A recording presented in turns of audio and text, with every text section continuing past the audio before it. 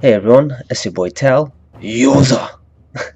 Alright, I'm gonna work on an intro and eventually I'll end up with one that sticks. Hopefully.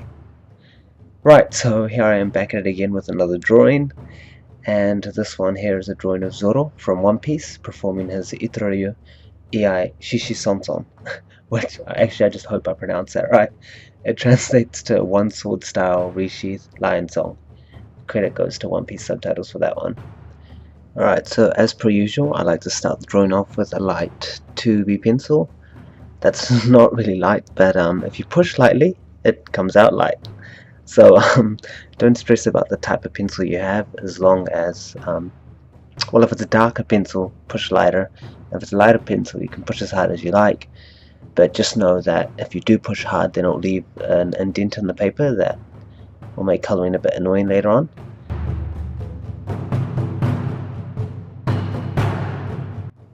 Okay, so for this drawing I wanted to do something a bit different, and I wanted to use these markers that I picked up at the store.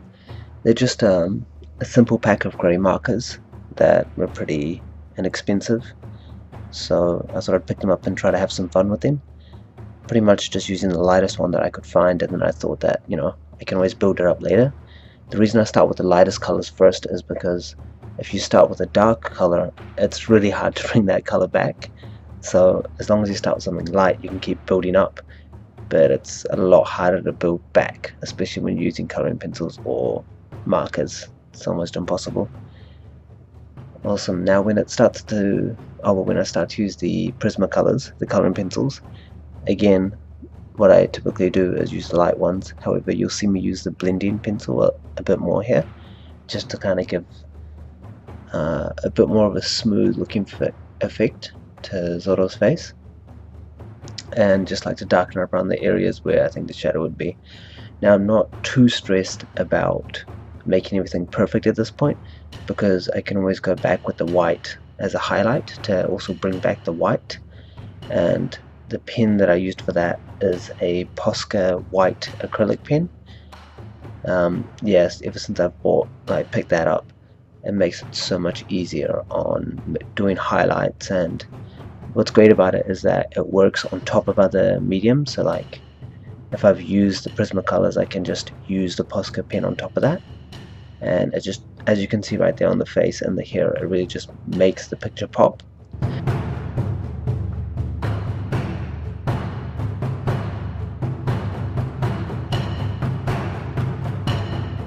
Now you can see that when I use black, I try to use less, like the least amount of black that I can, and I just try to use the darkest tone that I can that's closest to the color that I'm using. So for example, when it comes to the skin tone, I eventually take it to like a brown and to a very dark brown, like a burnt umber, and then if I use a black, I like to put a thick line of black down, and then I like to use the other dark, like the dark umber, burnt umber, and just really try to blend that back in.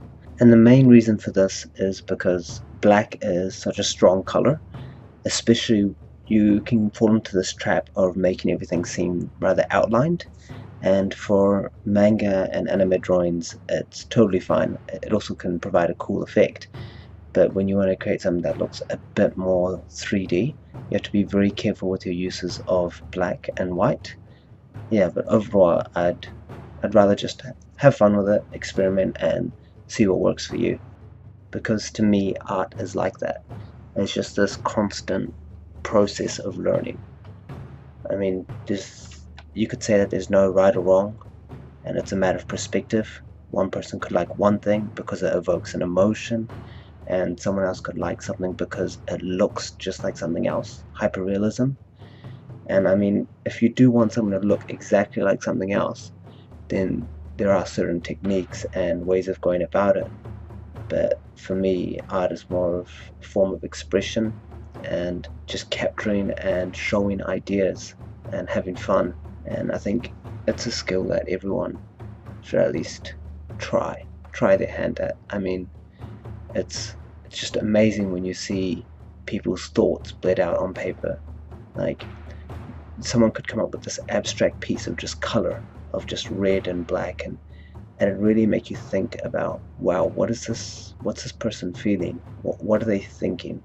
And I mean, they could literally just have the reason, oh, I just like the color red and I just like the color black, and that's why I did it. And it could totally be that. But for other people, it can just be this form of venting, this expression that it's like you could find the same in dancing or in gymnastics, in bodybuilding, anything. And you could literally start to appreciate anything or see anything as a form of art. And I just have an immense amount of respect for people which pursue their art.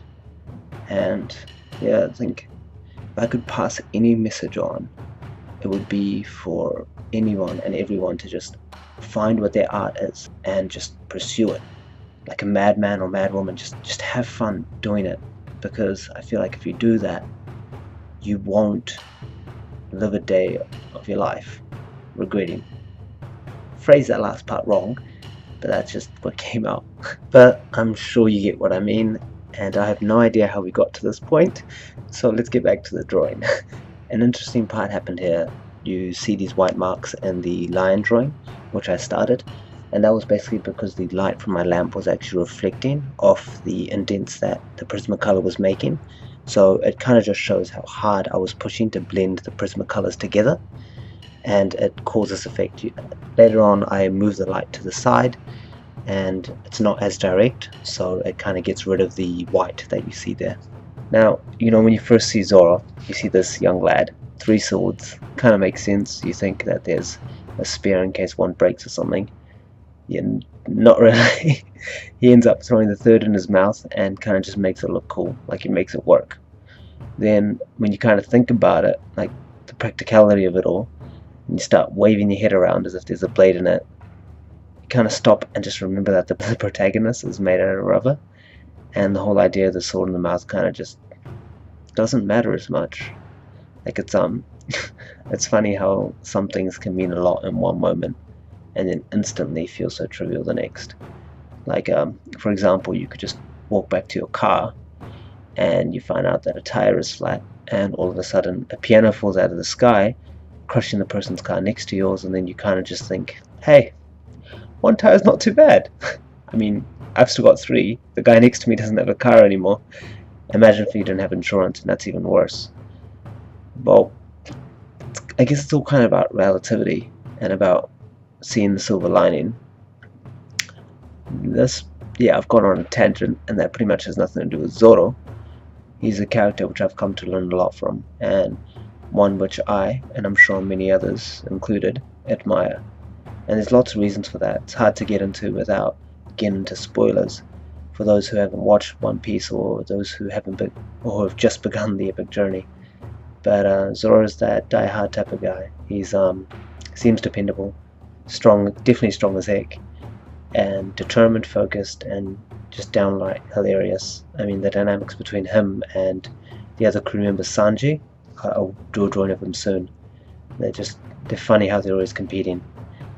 And yeah, well, I'd be interested to hear what you guys think of Zoro and what you think your favorite trait of him is, or a favorite scene of his. Just drop it in the comments down below. If it's a scene, please just type spoiler, just to kind of care for the others that haven't seen it yet. And if you haven't seen the One Piece yet, I highly encourage you to go see it. It's an amazing anime. Awesome, well, we're nearing the end of the video, and I guess I strayed quite a bit and went on quite a few tangents, but yeah, anyways, thank you so much for watching. I really do appreciate it. If you did like what you saw and you do want to see more, then please do consider subscribing. It does help me out. Other than that, I hope you have a great day or night, depending on where you're from. And if you have any thoughts or any constructive criticism, I would love to hear it, as it helps me improve the videos. So if you could just post them down below, I'd be more than happy to read them. Till next time, see ya.